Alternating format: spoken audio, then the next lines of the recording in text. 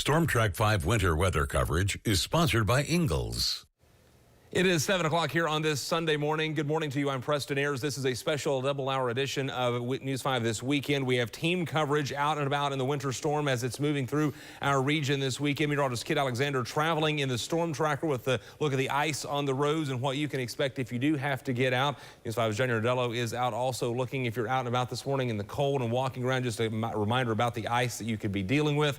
But we begin right now with meteorologist David Boyd. He's here in the studio tracking the latest as the system pushes through and what we've seen develop overnight. David, the temperature is warming up, and that is some good news for us this morning. Yeah, temperatures are slowly climbing in some areas. Others are stuck well below freezing. And even those that are now above 32, watch out for the slush that's left over. It's going to take a while for the snow and the ice to completely melt, so it's still going to be slippery even if the temperature may be 35 degrees in your location. And looking at several spots here on the Ingalls Camera Network, we see some slush on the roads and side streets around Clintwood. Same thing, Wise and Abingdon. In Roan Mountain, it's actually warmer this morning, all because of the downsloping winds coming off of the mountains. We were talking about how that could warm Johnson City up. Well, they're at 37 now, 41 Elizabethton, 49 in Camp Creek. Meanwhile, in Rogersville, it's still below freezing, 30 in Abingdon, and in the teens from Marion down to Boone. Very icy conditions there.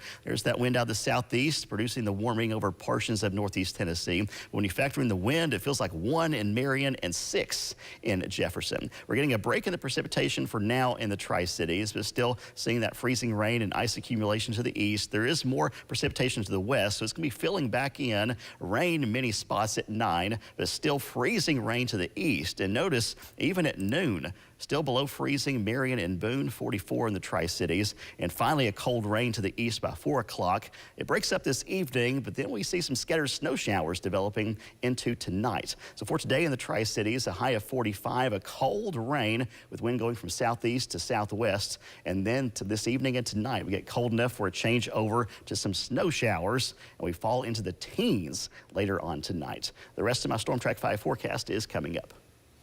The best advice this morning, if you don't have to be out, wait a couple hours before you leave the house. But if you are leaving, we want to give you an idea of what the roads are like out there if you do have to travel. News 5 meteorologist Kit Alexander is in our storm tracker this morning. Kit, you've been out and about for a little over an hour at this point, and let's talk about what you've seen on the roads, and several spots have been quite slippery. Oh, it is very slick, and it's very slick in parts of Southwest Virginia, so I'm going to go ahead and switch it to the camera.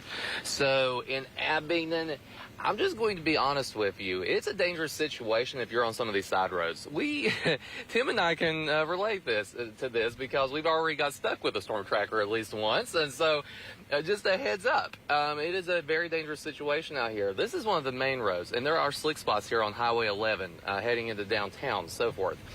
So you're seeing some slick spots around, but some of these side roads are, in my opinion, completely impassable. There's no way in the world, unless you just want to run into a pole or, just, basically end up crashing because of it, because it is so slick. It is literally that slick. And I hear a little bit of an alarm or something there off in the distance. Oh, and a side note, by the way, some of the power lines, you can kind of tell that we got a little bit of that extra weight because of the ice. We've at least noticed sections where the lights are off in parts of town, so that could, I'm not saying that that is related to power outages, but it could be, since there are sections that are completely out. Another thing I want to emphasize here, none of these sidewalks, I would definitely not attempt to do any walking at all. But in Southwest Virginia, it is a potentially dangerous situation with a 1/4 of an inch to a 1/3 of an inch of ice. But in the meantime, we're going to send it back to you guys. We're going to take it safe, and we'll have more details here coming up. All right, thanks, Kit. Travel safe out there this morning. News 5's Johnny Nardello is also out covering the cold and the ice for us this morning. She's live in Bristol, Virginia. First-hand look at the conditions and what it's like outside this morning. Good morning, Johnny. What are you seeing out there?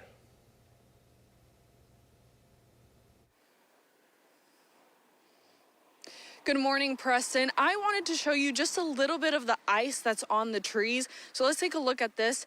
As you can see, it's pretty thick, and this weight impacts the trees. And while I was standing out here just moments ago, look at what happened. This massive tree branch just snapped right in front of us, and look at the debris. So this serves as a very good reminder that the ice isn't the only hazard that you can be facing. Obviously, the roads are covered in ice, but also be very aware that tree branches can snap. But for now, I'm going to send it back to you, and I'll keep driving around and reporting live in Bristol, Virginia. Johnny Nordello, News 5, WCYB.